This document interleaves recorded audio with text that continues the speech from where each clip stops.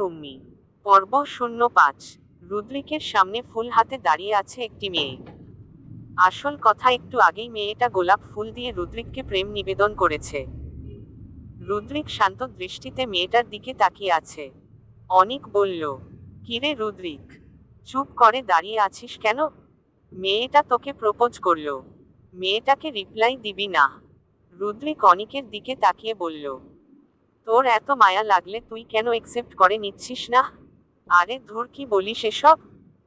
রুদ্রিক শান্ত কণ্ঠে সামনে ফুল হাতে দাঁড়ানো মেয়েটাকে উদ্দেশ্য করে বলে উঠল, দেখুন, এইসব প্রেম ভালোবাসা আমার জন্যে না। আর আপনিও পড়ালেখা ছেড়ে এইসব বেহুদা কাজে নিজেকে জড়াবেন না। সময়টা এসব ছাইপাস করে ব্যয় না করে কাজে লাগান, ভবিষ্যতে আপনার জন্যেই ভালো হবে। রুদ্রিকের কথা শুনে মেয়েটার মুখ মুহূর্তেই কাদো কাদো হয়ে গেল। ক্রোধনরত কণ্ঠে বলে উঠল, কিন্তু আমি তো আপনাকে সত্যিই ভালোবাসি। রুদ্রিক গম্ভীর গলায় বলে, এটা ভালোবাসা না, আপনি জাস্ট আমার বাহ্যিক সৌন্দর্যকে পছন্দ করেন। আমার বাহিরের রূপটাকে আপনার ভালো লেগেছে। ভালো লাগা আর ভালোবাসা এক না। আমি আপনাকে ভালোবাসি। প্লিজ আমাকে এইভাবে ফিরিয়ে দিবেন না। আপনি যা বলবেন আমি তাই করব। তবুও আমায় ফিরিয়ে দিয়েন না। রুদ্রিকের রাগ লাগছে। রাগ কন্ট্রোল করার জন্য এদিক ওদিক তাকালো। বাম পাশের ভ্রু চুলকে ক্রোধ সংবরণ করার চেষ্টা চালালো। অতঃপর বলে, আমি যা বলবো তাই করতে পারবেন? মেয়েটা হকচকিয়ে গেল, তবে তা বুঝতে দিল না রুদ্রিককে। বলে উঠল, হ্যাঁ পারবো। আচ্ছা, আমি যা বলবো তা যদি করতে পারেন, তাহলে আমি আপনার প্রেম নিবেদন গ্রহণ করব। এদিকে রুদ্রিক আর ওই মেয়েটার কথোপকথন শুনে নীল ইহানের কানে কানে বলে, কিরে, এই রুদ্রিক কি করতে চাচ্ছে? লাই আবার কি বুদ্ধি পাকাচ্ছে ওর ওই ডেঞ্জারাস মাথায়? ইহান বাঁকা হেসে বলে, দেখতে থাক কি করে রুদ্রিক। প্রচুর বিনোদন পাবো মনে হচ্ছে। সাঁতার জানেন? রুদ্রিকের এহেন প্রশ্নে হকচকিয়ে গেল মেয়েটা। মেয়েটা আসলে সাঁতার জানে না। আমতা আমতা করে বলল, আমি সাঁতার জানি না, এসেন আমার সাথে। রুদ্রিক গটকটিয়ে হাঁটা ধরল সামনের দিকে। মেয়েটা পিছনে ফিরে ওর ফ্রেন্ডসদের দিকে তাকালো। ওর ফ্রেন্ডসরা বুড়ো আঙুল দেখিয়ে অল দ্য বেস্ট জানালো। মেয়েটা যেন সাহস পেল, রুদ্রিকের পিছনে পিছনে হাঁটা ধরল। ইহান হেসে দিল। সাফাতের কাঁধে চাপড় মেরে বলে, চল দেখে আসি, খেলা এবার জমবে। সাফাত ইহানের চাপড় মারা জায়গায় হাত ঢলতে ঢলতে বলে উঠল, উহু শালা, মারস কেন? এমনই তো যাবো বা। ইহান সাফাতের কথায় গুরুত্ব না দিয়ে চলে গেল। ওকে যেতে দেখে বাকিরাও চলল। ভার্সিটির পিছনে একটা পুকুর আছে, সেখানে এসে থামল রুদ্রিক। মেয়েটাও থেমে গেল ওকে থামতে দেখে। রুদ্রিক পুকুরের স্বচ্ছ পানির দিকে তাকিয়ে ভরাট গলায় বলে উঠল, আমি যা বলবো তাই করবেন বলেছেন যেহেতু, এখন আমি বলছি, আপনি যদি আমায় সত্যিই ভালোবাসেন, তাহলে এখন এই মুহূর্তে এই পুকুরে ঝাঁপ দিন। যদি এটা করতে পারেন তাহলে আমি আপনার প্রেম নিবেদন গ্রহণ করব। মেয়েটা ভয় পেয়ে গেল। ও তো সাঁতার জানে না, এখন কি করবে? কিন্তু রুদ্রিকও আবার বলছে এটা করলে ওর প্রেম নিবেদন গ্রহণ করবে। মেয়েটা শুকনো ঢোক গিলে বলে, এটা করা কি জরুরি? আপনিই তো বললেন আমি যা বলবো তাই করতে পারবেন, তাহলে এখন ভয় পাচ্ছেন কেন? কোথায় ভয় পাচ্ছি? আমি কোনো ভয় পাচ্ছি না। আমি ঝাঁপ দিচ্ছি গো, এখনই দিচ্ছি। মেয়েটা কাঁপা কাঁপা শরীরে এগিয়ে গেল পুকুর পাড়ের দিকে। গভীর পুকুরের পানির দিকে তাকালেই গলা শুকিয়ে আসছে ভয়ে। মেয়েটা চোখ বন্ধ করে দোয়া পড়ে ঝাঁপ লাগালো পুকুরে। ভয়ে চোখ খিচে বন্ধ করা রাখা তার। হঠাৎ অনুভব করলো সে পুকুরে পড়েনি, কেউ তার হাত ধরে আছে। জলদি চোখ মেলে তাকালো মেয়েটা। অবিশ্বাস্য দৃষ্টিতে তাকিয়ে দেখল রুদ্রিক ওর হাত ধরে আছে। মেয়েটার দিকে রাগী চোখে তাকিয়ে আছে রুদ্রিক। রুদ্রিক এক টানে মেয়েটাকে সোজা করে দাঁড় করিয়ে দিল। তারপর প্রায় এক প্রকার ছুঁড়ে মারল মেয়েটাকে। মেয়েটা উপুর হয়ে পড়ে গেল মাটিতে। ব্যথায় আর্তনাদ করে উঠল মেয়েটা। অনেক দ্রুত এসে টেনে তুলল মেয়েটাকে। চিৎকার করে বলল, পাগল হয়ে গিয়েছিস রুদ্রিক? এইভাবে মেয়েটা ছুঁড়ে মারলি কেন? মেয়েটা কাঁদছে। রুদ্রিকের একটু সহ্য হচ্ছে না মেয়েটাকে। এইসব ন্যাকা কান্না জাস্ট ওর অসহ্য লাগে। রুদ্রিক ভয়ানক রেগে বলে, একে বল আমার সামনে এমন ন্যাকা কান্না যেন না করে, না হলে এই মেয়েকে আমি জাস্ট খুব করে ফেলবো। রুদ্রিকের কথায় মেয়েটা কাঁদতে কাঁদতে বলে, কিন্তু আপনি তো বলেছিলেন আমি পুকুরে ঝাঁপ দিলে আপনি আমার সাথে রিলেশন করবেন, তাহলে এখন আমাকে আটকালেন কেন? রুদ্রিক উচ্চস্বরে ধমক দিয়ে উঠল, shut up, just shut up, একটা কথাও আপনি বলবেন না। রুদ্রিক ভয়ানক রেগে এদিক সেদিকে তাকালো, তারপর হুট করে মেয়েটার হাত টেনে নিয়ে পুকুরের সামনে আনলো। তারপর মেয়েটাকে পুকুরের দিকে পুকুরে ফেলে দেওয়ার মতো করলে মেয়েটা ভয় পেয়ে চিৎকার দিয়ে উঠে, তারপর কান্না করে দেয়। রুদ্রিক টেনে মেয়েটাকে উঠিয়ে আবার ধাক্কা মারল, অনেক ধরে ফেলল মেয়েটাকে। রুদ্রিক চিৎকার করে বলে, এখন ভয় পাচ্ছেন কেন? রার খুব শখ তাই না? আমাকে ভালোবাসে মরতেও রাজি ছিলেন, তাহলে এখন ভয় পাচ্ছেন কেন? বলুন এখন ভয় পাচ্ছেন কেন? অনেক রুদ্রিককে বোঝানোর জন্যে বলে, রুদ্রিক, হয়েছে তো, থামো না। মেয়েটা বুঝতে পারেনি, থেমে যা। রুদ্রিক রাগী গলায় বলে, বুঝতে পারেনি মানে? আরে নিজের ভালো তো পাক বুঝে, আরে তো সুস্থ পুরোপুরি। এরপরে ওই কিসব স্টুপিড ভালোবাসি ভালোবাসি করে আমি যা বললাম তাই করলো। যেই মেয়ে নিজেকেই ভালোবাসতে জানে না, সেই মেয়ে আমায় কিভাবে ভালোবাসবে? আর তুই বলছিস আমায় শান্ত হতে? একে যেতে বল আমার সামনে থেকে, না হলে কিন্তু যে কিছু ঘটে যেতে পারে। অনেক রাগান্বিত রুদ্রিকের কথা শুনে দীর্ঘশ্বাস ফেলল, তারপর মেয়েটাকে বলে, তুমি চলে যাও। রুদ্রিক ভয়ানক রেগে আছে। মেয়েটা কাঁদতে কাঁদতে দৌড়ে চলে গেল ওর ফ্রেন্ডসদের কাছে। ওর ফ্রেন্ডসগুলো মেয়েটাকে সান্ত্বনা দিতে লাগলো। এমন সময় ভার্সিটিতে এসে পৌঁছায় অথই, রিধি, পিহু, প্রিয়ান আর আহিদ। অথই দূর থেকে মেয়েটাকে কাঁদতে দেখে দ্রুত পায়ে সেখানে এসে পৌঁছালো, সাথে আসল বাকি চারজনও। প্রিয়ান পিহুর কানে কানে বলে, আরে এটা তো সেই দিনের মেয়েটাই না, যেই মেয়েটাকে কয়েকজন বখাটে ছেলে মিলে হ্যারেস করেছিল মাঝ রাস্তায়। আর আমাদের অথই সুপার উইমেন এর মতো হেব্বি ক্যালিয়েছিল ছেলেগুলোকে। পিহু প্রিয়ানকে এইভাবে বিস্তারিতভাবে সব বলতে দেখে বিরক্ত কণ্ঠে বলল, আরে তারা চিহ্ন তোরে এমন টকিং মেশিনের মতো এক্সপ্লেনেশন দিতে কে বলছে? তুই কি ভুলে গেছিস আমিও সেদিন ওখানেই ছিলাম? প্রিয়ান থাপ্পড় মারল পিহুর মাথায়। পিহু রাগী চোখে তাকালে প্রিয়ান বলল, তুই যেই ভুলাক্কার, সব তো আটা ময়দা মাখতে মাখতে ভুলে যাস। রিধি এদের দুটোকে ঝগড়া করতে দেখে রেগে বলে, তোরা দুইটা থামবি? অলওয়েজ একটার সাথে একটা খুচাখুচি করতেই থাকিস। প্রিয়ান নাক মুখ কুচকে বলে, এগলা কি কস? এমন আস্তাগফিরুল্লাহ মার্কা কথা কছ কেন? কি এর খুচাখুচি করুম আমরা? ভালো হইয়া যা রিধি তুই, ভালো হইতে পয়সা লাগে না। রিধি বিরক্ত হয়ে মুখ ঘুরিয়ে নিল, কথা বাড়ালেই কথা বাড়ে, তাই আর কিছু বলল না রিধি। প্রিয়ান ওকে জ্বালাতে আরো কিছু বলবে তার আগেই আহিদ ওকে থামিয়ে দিয়ে বলল, আর কিছু বলিস না, চুপ যা। দেখছি সেখানে সিরিয়াস কিছু হচ্ছে, তাও তুই তোর ফাইজলামি বন্ধ করলি না। প্রিয়ান বিরক্ত হলো আহিদের কথায়, রাগী গলায় বলে, কিসের সিরিয়াসন্যাস? হ্যাঁ, এই মেয়ে ন্যাকা মেয়েদের নাকেদে পারে না নিজের প্রতি হওয়া অন্যায়ের বিরুদ্ধে প্রতিবাদ করতে, পারে না কিছু করতে, শুধু ফ্যাচ ফ্যাচ করে কাঁদে। আমাদের অথই, রিধি, পিহুকেই দেখ, যতই ন্যাকামি আহ্লাদি হোক না কেন, পরিস্থিতি বুঝে তারা রঞ্চণ্ডী রূপ ধারণ করতে পারে। নিজেদের সাথে কোনো অবিচার হলে নিজেরাই রুখে দাঁড়াতে পারে। আহিদ শ্বাস ফেলে বলে, সেটা তো বুঝলাম, কিন্তু আমাদের এই তিন রমণীর মতো কজনেই বা হয় বল? হবে না কেন? হতে হবে। একবার যেহেতু দেখেছে ওর সাথে এমন বাজে একটা ঘটনা ঘটেছে, তখন আমরা গিয়ে ওকে হেল্প করলাম।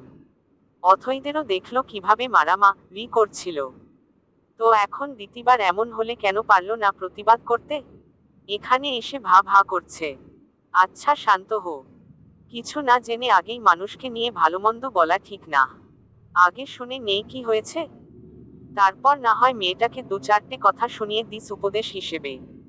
আহিদের কথায় প্রিয়ান চোখ উল্টিয়ে বলল, ব্যাককোট নট ইন্টারেস্টেড অ্যাট অল। প্রিয়ানের এক্সপ্রেশন দেখে হেসে দিল আহিদ। অথই উদ্বিগ্ন চোখে মুখে কান্নারত মেয়েটার দিকে তাকিয়ে আছে। অতঃপর কাছে গিয়ে মেয়েটার মাথায় হাত বুলিয়ে দিল। মেয়েটাও তার সাথে একই ক্লাসে পড়ে, তবে ডিপার্টমেন্ট ভিন্ন। অথইর হাতের ছোঁয়ায় মেয়েটা তাকায় অথইর দিকে, পরপর আবার কেঁদে দেয়। অথই নরম গলায় শুধাল, কি হয়েছে? কেন কাঁদছো তুমি? আজও কি কেউ তোমায় ডিস্টার্ব করেছে? করলে বলতে পারো আমায়, কোনো ভয় নেই। আমি আর আমার বন্ধুরা আছি তো। মেয়েটা কিছুই বলল না, তবে পাশে থেকে ওর বান্ধবী বলল, ও কাঁদছে কারণ ওই রুদ্রিক ভাইয়া আছে না, তাকে আমাদের লিয়া পছন্দ করে, তাই আজ সাহস করে নিজের মনের কথা বলেছে ও গিয়ে। রুদ্রিক ভাইয়া তা গ্রহণ তো করলি না, সাথে লিয়াকে সবার সামনে অপমান করেছে, ওকে ধাক্কা মেরে আঘাতও করেছে। সবটা শুনে অথইর রাগ আকাশচুম্বী। কাউকে ভালো লাগতেই পারে, আর তাকে গিয়ে মনের কথাও জানাতে পারে, কিন্তু তাই বলে এইভাবে একটা মানুষকে হেনস্থা করার কোনো মানে হয় না। অথই রাগে ফুঁসতে ফুঁসতে বলে, কোথায় আছে এখন তারা? ভার্সিটির পিছনে ওই পুকুরের কাছে। অথই এইবার রিধি, পিহু, আহিদ, প্রিয়ানের সামনে দাঁড়ালো।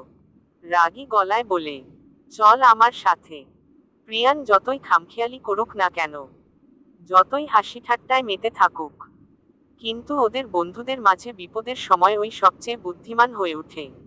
প্রিয়ান অথইর হাত ধরে থামিয়ে দিল, ফলে রাগী চোখে তাকায় অথই। প্রিয়ান অথইকে বোঝানোর চেষ্টা করল, দেখ অথই, রাগের মাথায় কিছু করিস না, আগে ভালোভাবে সব জেনে নেহ। মনে রাখিস, এক হাতে তালি বাজে না, মুদ্রার এপিঠ ওপিঠ দুপিঠই থাকে, তাই আগে ঘটনা সম্পর্কে বিস্তারিত জেনে নিয়ে এরপর কিছু বলিস। অথই প্রিয়ানের হাতের থেকে নিজের হাত ছাড়িয়ে নিল, সামনের দিকে অগ্রসর হতে হতে বলল, আমি বাচ্চা নই, সবটা জেনে শুনেই যা করার করব আমি। রুদ্রিক পুকুর পাড়ে বসে সিগারেট টানছে। প্রচণ্ড রাগ লাগলে বা কষ্ট পেলে রুদ্রিক এই কাজটা করে। ইহান রাগান্বিত রুদ্রিকের কাঁধে হাত রাখল, হেসে বলল, আরে রাগ ঝেড়ে ফেল, হয়েছে তো। রুদ্রিক সিগারেটে লম্বা টান মেরে তার ধোঁয়াগুলো বাতাসে উড়িয়ে দিল। ইহানের কথায় ঘাড় ফিরিয়ে বলে, তুই আমায় রাখতে মানা করছিস? মানে আমি জাস্ট ভাবতে পারছি না, মেয়েটা কি পরিমাণ চাইল্ডিশ হলে আমার কথা মতো সত্যি সত্যি পুকুরে ঝাঁপ দিতে চলে গিয়েছিল। মানে এত বোকা মানুষ হয় কিভাবে? এইসব ফালতু প্রেম ভালোবাসার কথা বলে নিজের জীবনটা দিয়ে দিতে রাজি হয়ে যায়। নিজের পরিবারের কথাও একবার ভাবল না। ইহান রুদ্রিকের কথার পরিপ্রেক্ষিতে বলল, ভালোবাসায় মানুষ অন্ধ হয়ে যায়, তখন আর কোনো হুঁশ জ্ঞান থাকে না। তুই যখন কাউকে ভালোবাসবি তখন বুঝবি। রুদ্রিক রাগী গলায় বলে, যদি এটাকে ভালোবাসা বলে, তাহলে বলবো সরি টু সে। ইহান রুদ্রিকের জন্যে ভালোবাসা না। ইহান শান্ত স্বরে বলে, হয়েছে থাক, আজ যেই শিক্ষা দিয়েছিস মেয়েটাকে, এতে শুধরে যাবে মেয়েটা। Hope so. নীল, সাফাত, অনিক ওদের সামনেই বসেছিল। হঠাৎ সাফাত দূর থেকে অথইকে এদিকে আসতে দেখে উঠে দাঁড়ালো। ওকে এইভাবে দাঁড়াতে দেখে সকলের দৃষ্টি সেদিকে চলে যায়। ইহান নিজের বোনকে এইভাবে রঞ্জনডি রূপে এদিকে তেড়ে আসতে দেখে হকচাকাল। বলে উঠল, এর আবার কি হলো? ওমন বাঘিনী রূপে এমন তেড়েমেড়ে আসছে কেন? নীল ইহানের ভয়ার্ত মুখশ্রী দেখে হেসে বলে, নিশ্চয়ই তুই কিছু করেছিস, এই জন্যে তোকেই কেলাতে আসছে। ইহান নীলের কথায় চিন্তার জগতে চলে গেল। ভাবতে লাগলো, ও এমন কিছু কি করেছে যাতে অথই রেগে যাবে? কিন্তু না, এমন কিছুই করেনি, অন্তত ওর মনে পড়ছে না। ইহান চিন্তিত কণ্ঠে বলে, আমি এমন কিছুই করিনি যে ও এমন রেগে থাকবে। না জানি কি হয়েছে। অনিক বলে উঠে, উফ বাদ দে তো, আগে এসে নিক, তারপর না হয় বোঝা যাবে। একটু পরেই অথই থমথমে মুখে এসে দাঁড়ালো ওদের সামনে। সাফাত হেসে হাত নাড়িয়ে বলে, হাই অথই, কেমন আছো? হাই হ্যালো পড়ে, আর হ্যাঁ, আপাতত আমি ভালো নেই, একদম নেই। অথইর এমন শক্ত কণ্ঠের কথা শুনে সাফাতের মুখটা একটুখানি হয়ে গেল। এ বেচারা অথইকে ভীষণ পছন্দ করে। সেদিন শাড়িতে অথইকে দেখে প্রথম দেখাতেই ওকে ভালো লেগেছিল। বন্ধুর বোন জেনেও পিছুপা হয়নি, এতটাই পছন্দ হয়েছে। সেদিন লুকিয়ে চুরিয়ে অথইর একটা ছবিও তুলেছিল। এখন দিনরাত যখনই সময় পায় অথৈর ওই ছবিটা দেখে ভীষণ ভালো লাগে ওর। কিন্তু আজ অথৈ ওর সেই ভালো লাগায় তীক্ষ্ণ কথার নুক ছুঁড়ে মেরে তাকে আহত করে দিয়েছে।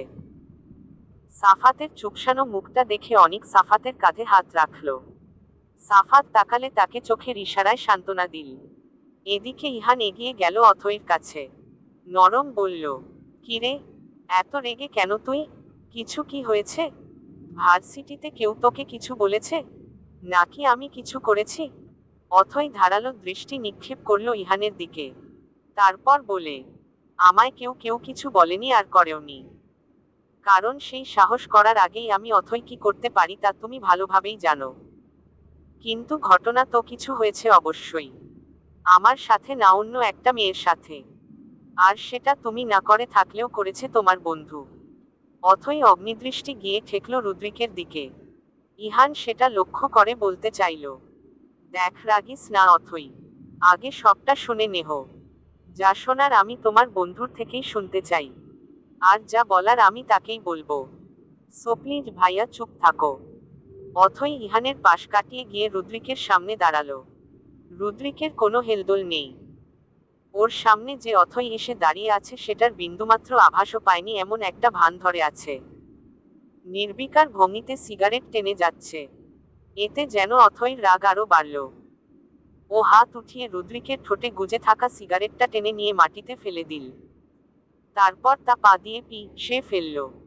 অথৈর এমন ভয়ানক এক কাণ্ডে সবার মুখে হাত। কারণ রুদ্রিকের সাথে এমন আচরণ করার সাহস আজ পর্যন্ত কেউ করতে পারেনি। কিন্তু আজ সেটা অথৈ করে দেখিয়েছে। এদিকে যাকে নিয়ে সবাই এত ভয় পাচ্ছে সে নিজেই শান্ত হয়ে বসে চুপটি করে অথৈর রাগান্বিত লাল হয়ে থাকা মুখশ্রীতে তার দৃষ্টি মেলে রেখেছে। রুদ্রিককে এখনো এমন শান্ত দেখে অথৈ রেগে বলে, আপনার লজ্জা করে না একটা মেয়ের সামনে এভাবে বসে সিগারেট খেতে? না করে না, কারণ আমি মেয়েটার সামনে গিয়ে সিগারেট খাইনি, উল্টো মেয়েটা আমার সামনে এসেছে। দেন হোয়াট ক্যান আই ডু? রদ্রিক কথাগুলো বলে আবারও একটা সিগারেট বের করে আগুন ধরাতে যাবে। অথৈ তা টেনে নিয়ে আবারও পানিতে ফেলে দিল। রুদ্রিক আবারও একই কাজ করলে অথৈও নিজের কাজ রিপিট করে। এভাবে 4-5টা সিগারেট ফেলে দিয়ে অথৈ বিরক্তির চরম শিখায় পৌঁছে গিয়েছে। রুদ্রিক এইবার সিগারেটের গোটা প্যাকেটটাই অথৈর দিকে এগিয়ে দিল। অথৈ রাগে ফেটে যাচ্ছে। ও প্রায় এক প্রকার রুদ্রিকের হাতে খামচি মেরাই রুদ্রিকের হাত থেকে সিগারেটের প্যাকেটটা নিয়ে পানিতে ফেলে দিল। রুদ্রিকের হাতে নখের আছড়ে খানিক রক্ত বেরিয়েছে। তবে ও খুব শান্ত স্বরেই বলে, সব সিগারেট ফেলে দিয়েছ, নাও হ্যাপি? যদি খুশি হয়ে থাকো তাহলে তুমি এখন আসতে পারো। অথৈ দাঁতে দাঁত চেপে বলে, বাট আমার আপনার সাথে কথা আছে। ওকে ফাইন, বলতে থাকো, আমি শুনছি। সময় মাত্র 5 মিনিট।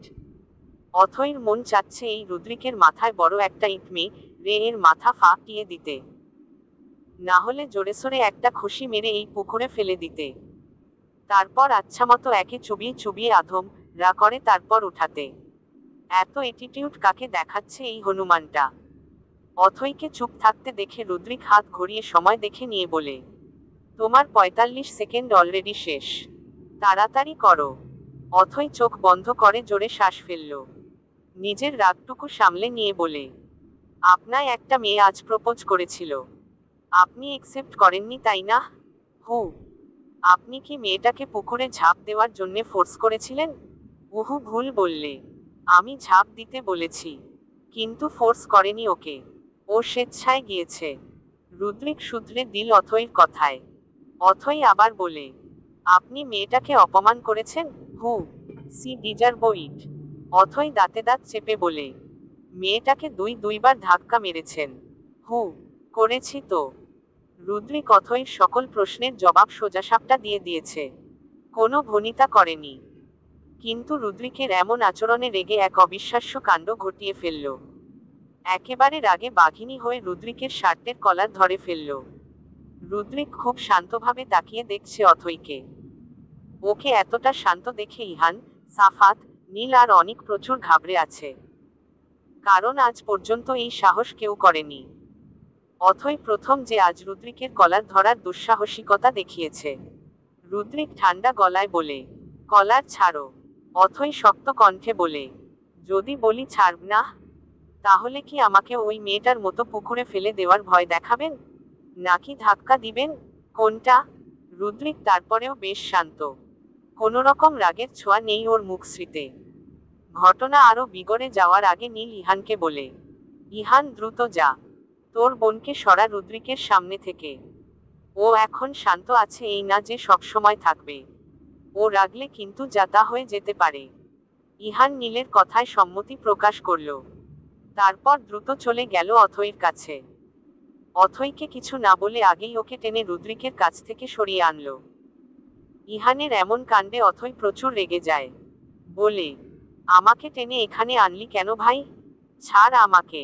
ইহান বলল, তুই ভুল বুঝছিস। একটু শান্ত হয়ে শোন আমার কথা। আমি তোর কোনো কথা শুনতে চাই না ভাইয়া। তোর বন্ধুই তো সব স্বীকার করল। তাহলে আমাকে আটকাচ্ছিস কেন? তার সাহস কি করে হলো এইভাবে একটা মেয়েকে ভার্সিটির মধ্যে অপমান করার? মেয়েটা প্রপোজই তো করেছিল। তোর বন্ধু এমন রিয়েক্ট করলো যেন সে ভাজা মাছ উল্টে খেতে পারে না। অথচ তলে তলে ঠিক কত কিছু যে করে বেড়ায় তুই জানিস না। অথই আবারও তেড়ে যেতে নিলে ইহান এইবার রেগে যায়। এমন না যে ইহান অথইকে অন্যায়ের বিরুদ্ধে প্রতিবাদ করতে মানা করে। এটা সে কোনোদিন করবেও না। কারণ অন্যায় দেখে মুখ বন্ধ করা থাকা মানুষটাও অন্যায়কারী। তাই ছোট থেকে ও অথইকে অন্যায়ের বিরুদ্ধে প্রতিবাদ করতে শিখিয়েছে। কিন্তু অথই যে আজ এইভাবে একটা ঘটনা নিয়ে সিন ক্রিয়েট করবে ভাবতে পারেনি। যেখানে অথই পুরো বিষয়ে জানেও না। সবকিছুর একটা লিমিট থাকে। ইহান রাগে হিতাহিত অজ্ঞানশূন্য হয়ে সবার সামনেই সজোরে র মারে অথইর গালে।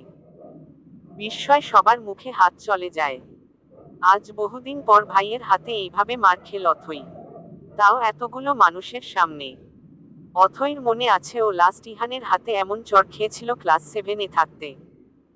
তখন একটা ছেলে ওকে রাস্তায় বাজে কথা বলেছিল, আর অথই কেঁদে কেঁদে বাড়ি ফিরেছিল। অথই প্রতিবাদ কেন করেনি? কেন সেই ছেলেটাকে কষিয়ে 2 ঘা দিতে পারেনি?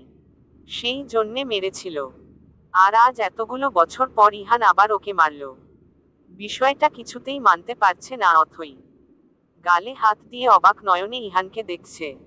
ওর ভাই ওকে এইভাবে মারতে পারল? বুকের বা পাশটায় তীব্র ব্যথা হচ্ছে।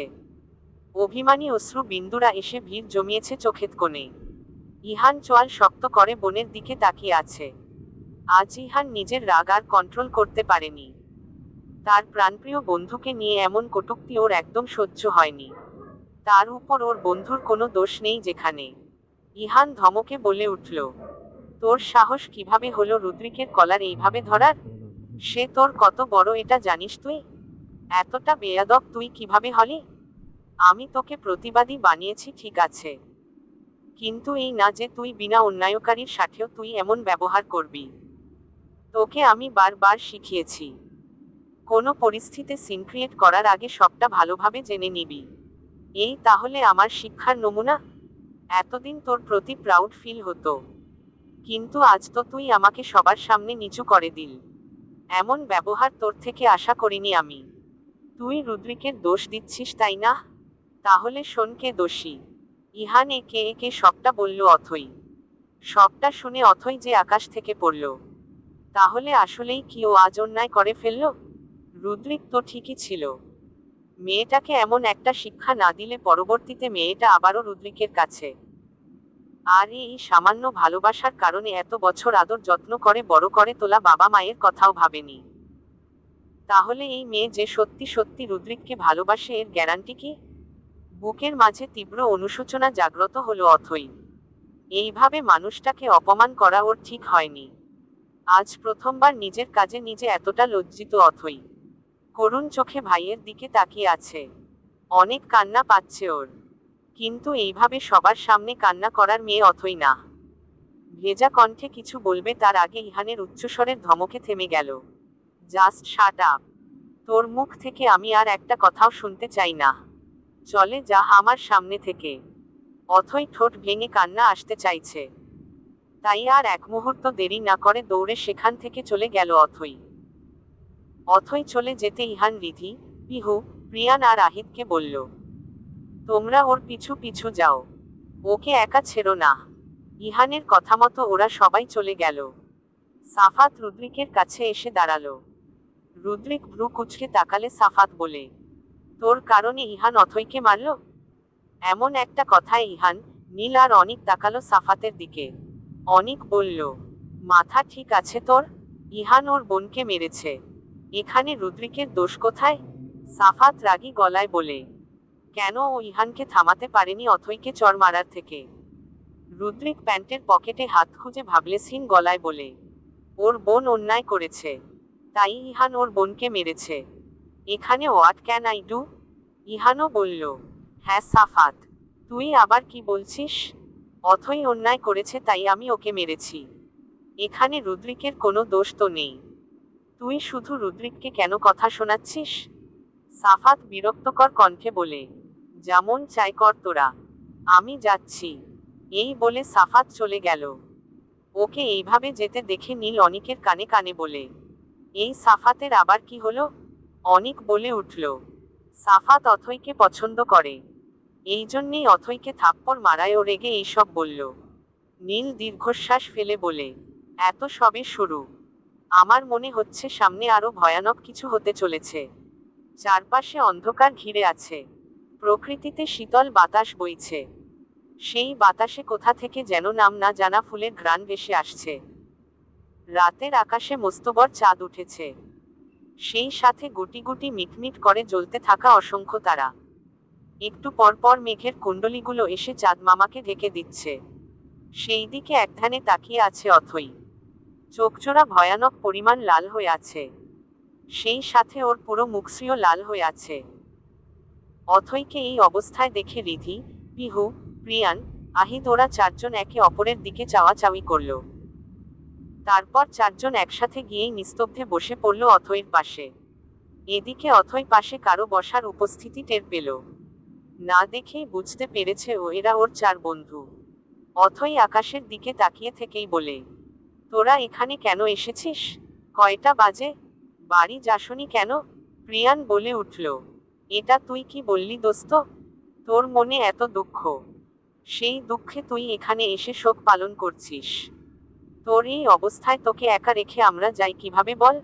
তোকে সঙ্গ দিতেই এলাম, চারজন না হয় একসাথেই শোক পালন করলাম। অথৈ চুপ করে আছে, ওর মাঝে বিন্দুমাত্র হেলদোল নেই।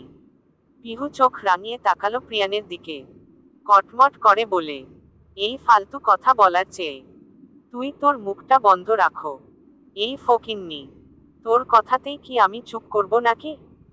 প্রিয়ানের কথায় পিহু ওর দিকে তেড়েমেড়ে আসতে আসতে বলে, তোকে আজ আমি এই ছাদ থেকে ধাক্কা মেরে যদি না ফালাইছি, শয়তান কোথাকার, 3 ফুইটটা মাইয়া, এই বাঁশের কঞ্চির মতো শরীর নিয়া তুই আসছস আমাকে ছাদ থেকে ফেলার জন্যে?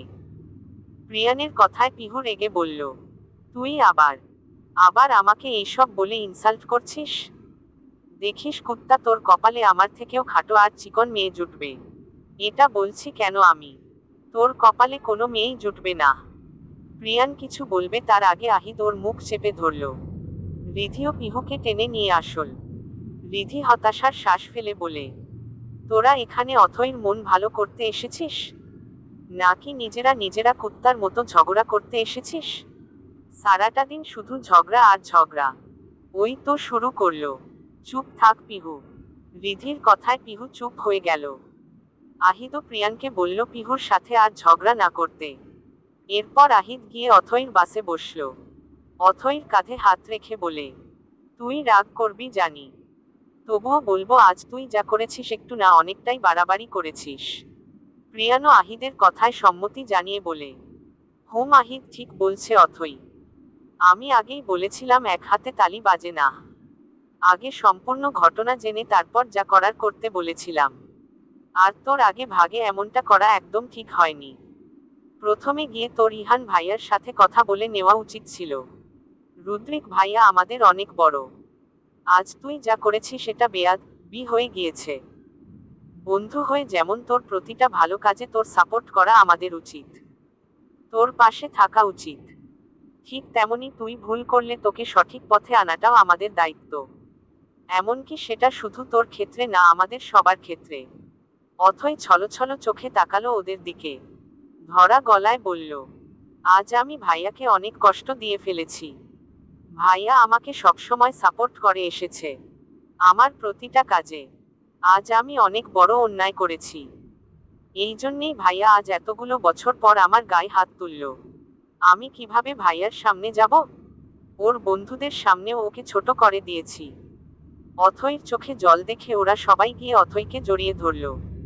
অথইও ওদের সবাইকে দুহাতে শক্ত করে আঁকড়ে ধরল। বন্ধুদের ভরসাস্থলে হৃদয়ের দুঃখগুলো উজাড় করে দিল। অথইর ভীষণ মন খারাপ, কারণ গতকাল ইহান বাড়িতে আসেনি। আর সেটা যে ওর সাথে রাগ করেই আসেনি, তা বেশ ভালোভাবেই বুঝতে পেরেছে অথই। অথইকে মন খারাপ করতে দেখে পিহু বলে উঠল, এভাবে মুখটা হুতুম পেঁচার মতো করে না থেকে গিয়ে রুদ্রিক ভাইয়া আর ইহান ভাইয়ার কাছ থেকে ক্ষমা চেয়ে নেহ, তাহলে দেখবি সব ঠিক হয়ে গিয়েছে। অথই গোমরা মুখে বলে, কিভাবে যাব তাদের সামনে? কোন মুখে যাব? আমার ভীষণ লজ্জা লাগছে। অনেক বড় অন্যায় করে ফেলেছি আমি। রিধি অথইর কাঁধে হাত রেখে চোখের ইশারায় আশ্বস্ত করে বলে, কিছু হবে না, আমরা আছি তো। আহিদ আর প্রিয়ানো সাই জানালো। অথই শ্বাস ফেলল। এখন উপায় একটাই, রুদ্রিকের কাছে ক্ষমা চাওয়া। রুদ্রিক ওকে মাফ করে দিলে ইহানও আর ওর সাথে রেগে থাকবে না।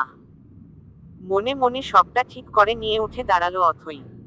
তারপর ঘাড় ঘুরিয়ে ওদের দিক তাকিয়ে বলে, আমি যাব, তোরাও কিন্তু আমার সাথে সাথে থাকবি। সবাই ঘাড় কাত করে সম্মতি দিল। নার্ভাসন্নাসে ঘামছে অথই, দুহাত ক্রমাগত ঘষে যাচ্ছে। এটা ওর স্বভাব। পিছন থেকে রিধি, পিহু, প্রিয়ান আর আহিদ ওকে উৎসাহ দিয়ে যাচ্ছে সামনে এগিয়ে যেতে। ওদের জ্বালাতনে অথই রেগে তাকালো ওদের দিকে। তারপর বলে, এমন করছিস নে তোরা? এসব করে আমার নার্ভাসন্নাস আরও বাড়িয়ে দিচ্ছিস বেয়া দপগুলো। প্রিয়ান ঘাড় চুলকে বলে, তাহলে কি করব?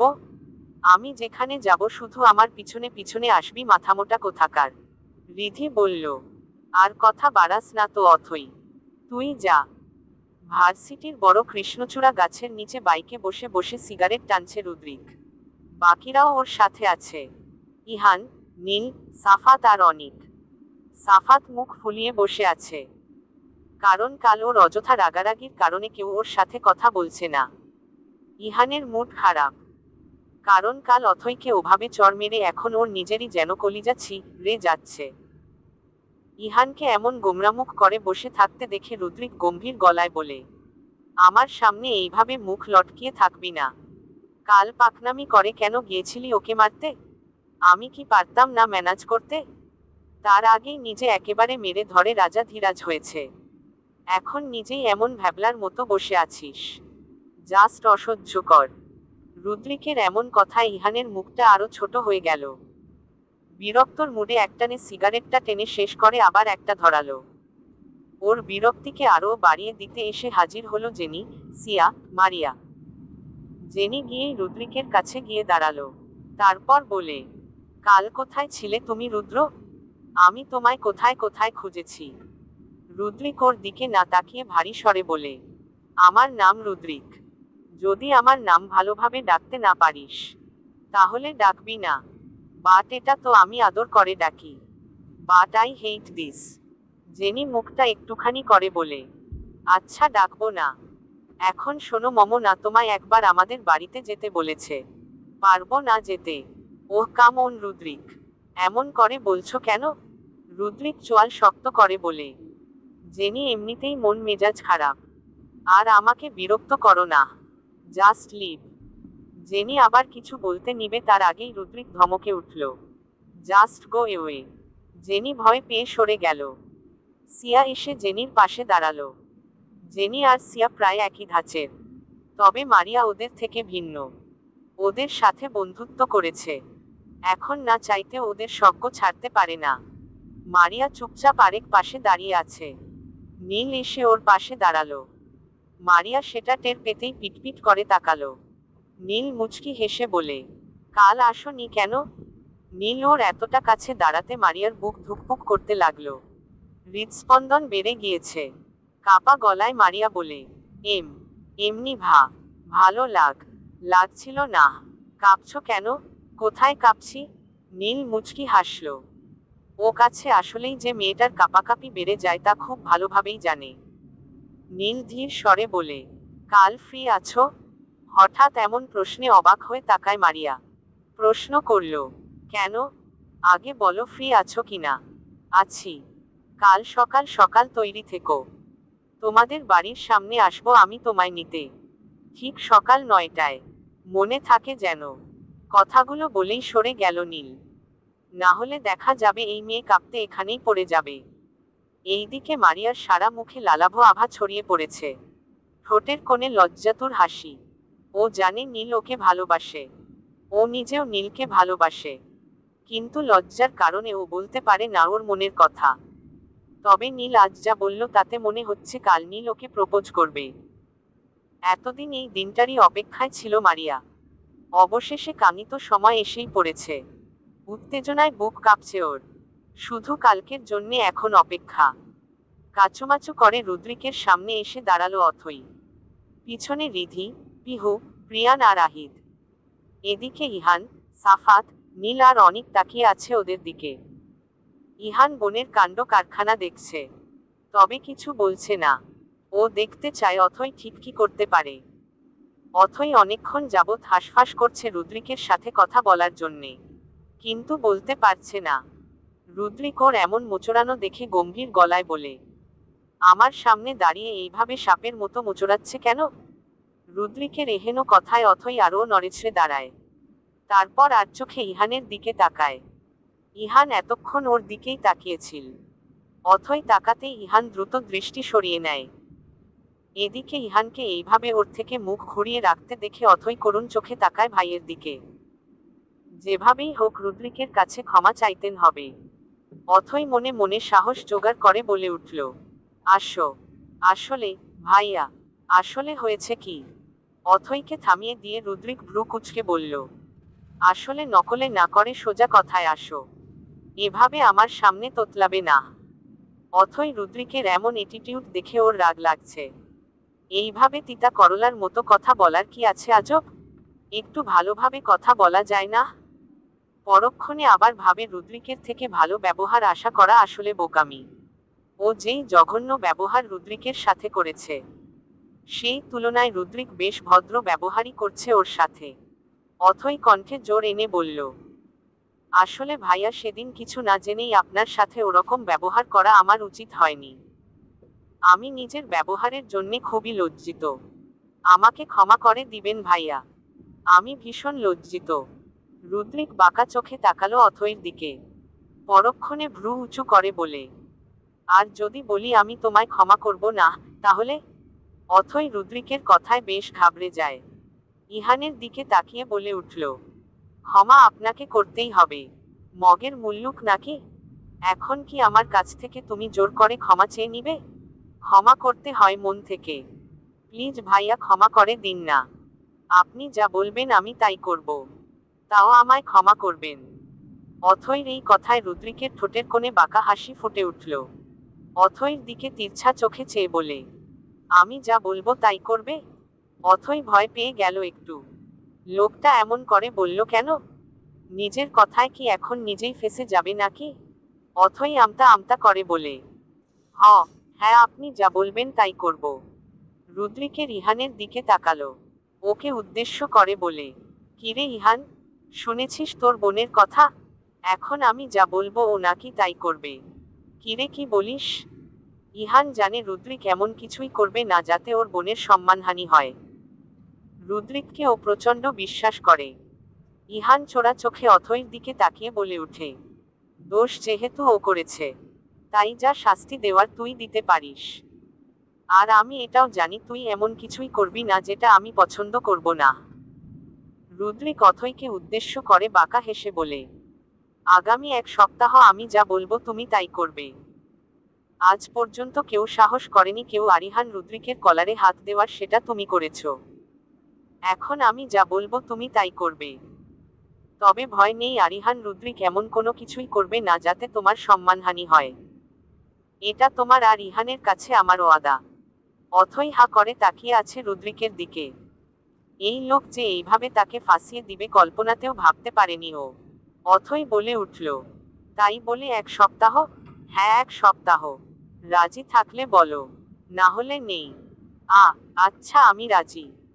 রুদ্রিক শয়তানি হাসি হেসে মনে মনে বলে, এটা তো শুধু বাহানা। 1 সপ্তাহ না, তোমাকে সারা জীবনের জন্যে আমার কাছে রাখার ব্যবস্থা করব আমি। একবার যে মেয়ে রুদ্রিকের চোখের দিকে তাকিয়ে রুদ্রিকের কলার ধরার সাহস দেখিয়েছে, সেই মেয়েকে আমি রুদ্রিক কোনোদিন হাতছাড়া করব না। তোমাকে তো এই আমার হতেই হবে, যে করেই হোক। চলবে।